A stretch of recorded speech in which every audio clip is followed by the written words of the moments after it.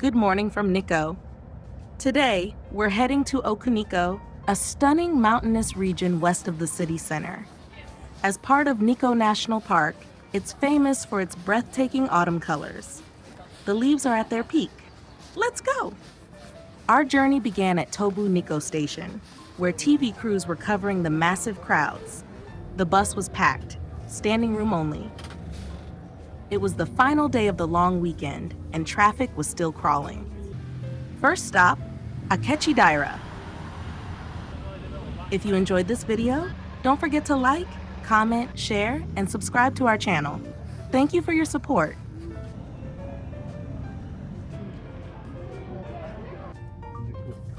We took the ropeway up to the observation area.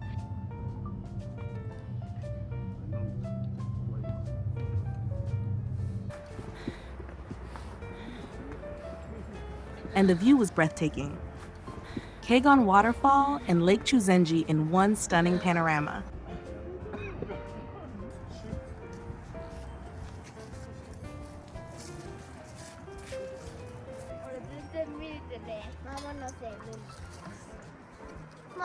Mount Nantai, Nikko's sacred volcano, shaped Lake Chuzenji when it erupted around 20,000 years ago.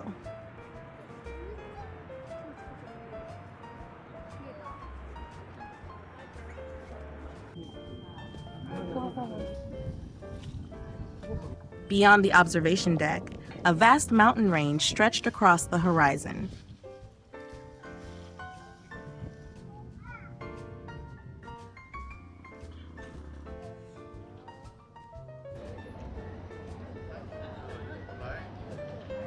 The traffic below hadn't eased up, so we took a break.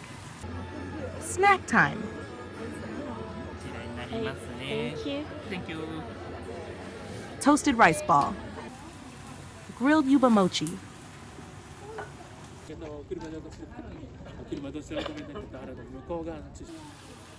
Chicken yakitori. Before we knew it, we had spent 1,400 yen on snacks. Was it worth it? Absolutely.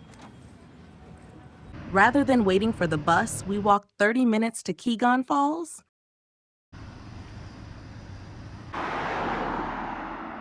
And arrived at the same time as the bus. Time for lunch. Cold soba with ajimaki yuba and wild veggies. Hot udon with wild shiitake mushrooms. The mushrooms were incredible. We couldn't resist ordering another bowl. This time, we tried maitake mushroom udon, which, as it turns out, was featured on a travel TV show.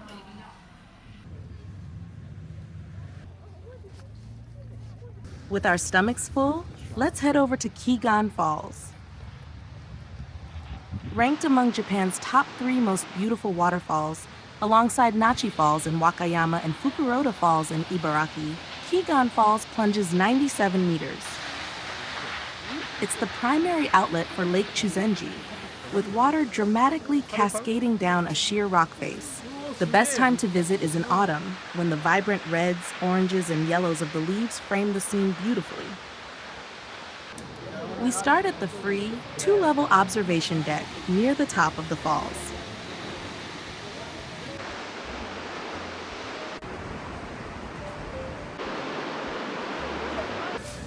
For a more immersive experience, you can take a paid elevator down 100 meters to the platform at the base for a closer view. Yeah.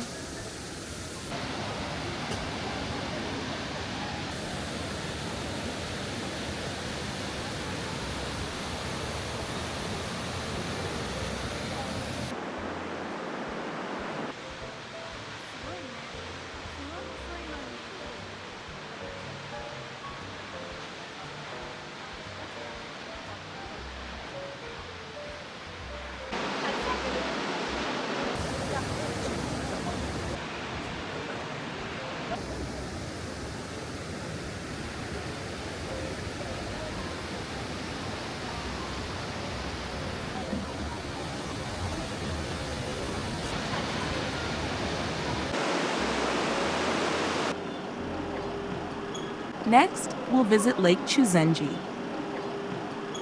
Sitting at 1,269 meters above sea level, it's Japan's highest natural lake, covering about 11.6 square kilometers with a 25-kilometer circumference. Surrounded by lush forests and mountains, it offers breathtaking views, especially in autumn, when the foliage bursts into brilliant shades of red, orange, and yellow.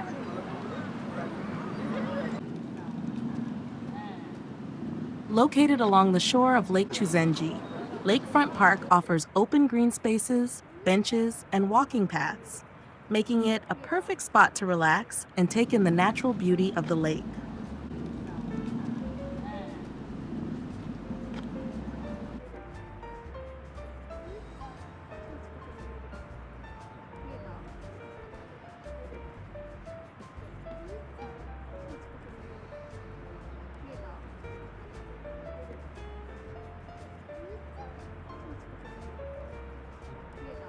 Next, we're heading to Chuzenji Temple, a branch of Rinnoji Temple, which we visited in Nikko yesterday.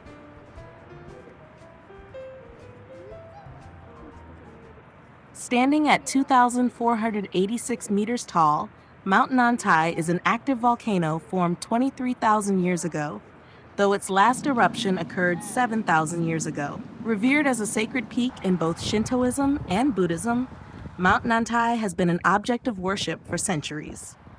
It is the symbolic guardian of the Futarasan Shrine, and a shrine dedicated to a Shinto deity sits atop its summit. This building was once the French Embassy Villa, a reminder of Lake Chuzenji's past as a popular summer retreat for foreign diplomats. Today, remnants of former embassy villas from countries like Britain and Italy have been preserved as museums. A 20-minute walk brought us to Chuzenji Temple, where the atmosphere was serene and peaceful.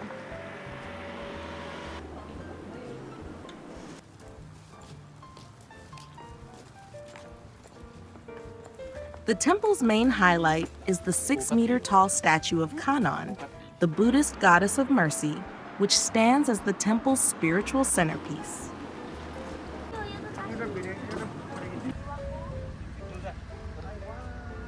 After soaking in the tranquility of Chuzenji Temple, we set off to experience the lake from a different perspective, on a boat. The 55-minute cruise takes us across the serene waters of Lake Chuzenji, with stops at scenic spots along the way.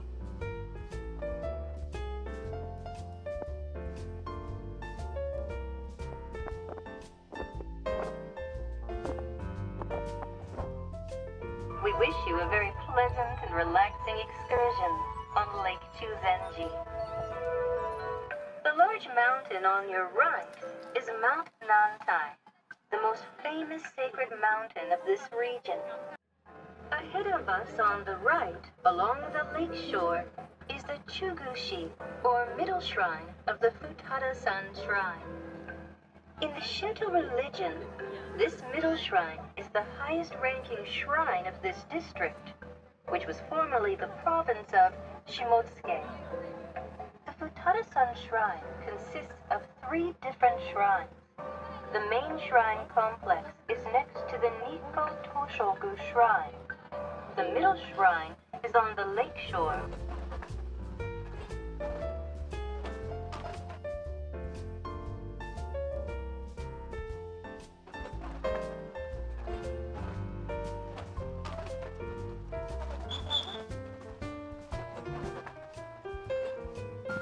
It is classed as a temperate lake, lying between 2 large waterfalls, Yuzu Falls upstream and Kegon Falls at the outlet.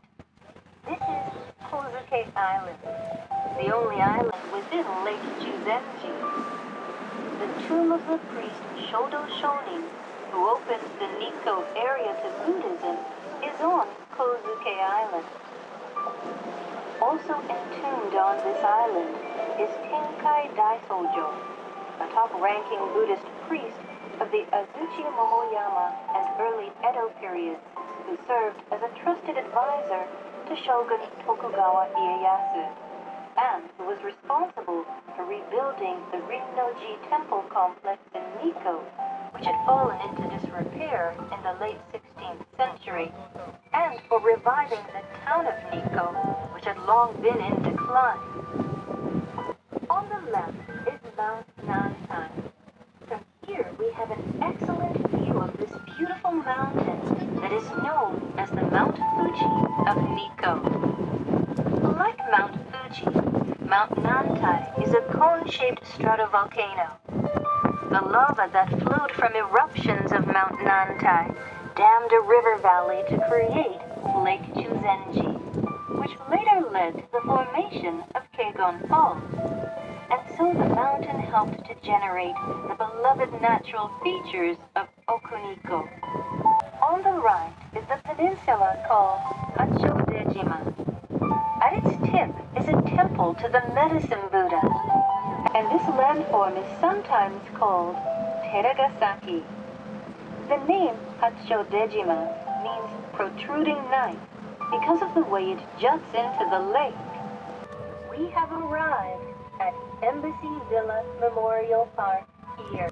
On the shore to the right is Tozawa and the Utagahama Beach, where our boat will be stopping.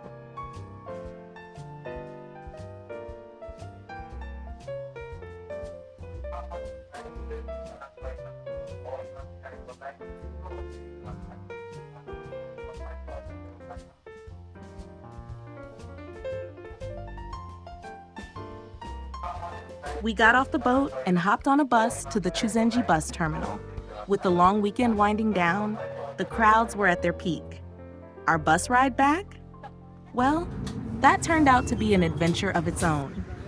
The line for the bus back to the city stretched around the block, and we ended up waiting a full hour before finally boarding. Tonight's dinner spot, Enya, a skewer and steak beer restaurant. After a day of exploring, we were craving something hearty. Enough yuba and soba, it was time for some serious meat. We started with French onion soup, followed by tofu. Wait, I thought we were here for meat? Turns out it was Nikko's local specialty tofu. Then came clam and oyster soup, served piping hot and packed with umami.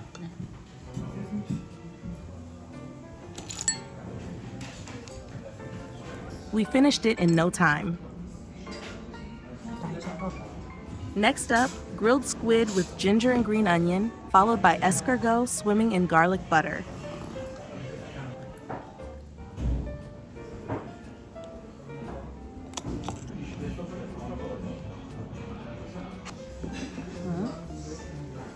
For the main event, we enjoyed a mixed grill of chicken, hamburger, and beef, topped off with a juicy steak.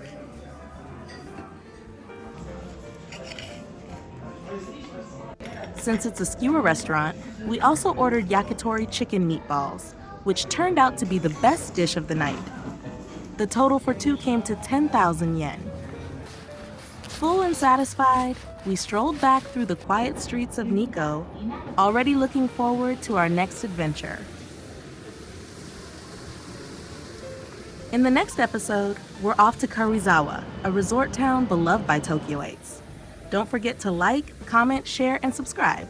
Stay tuned for more adventures.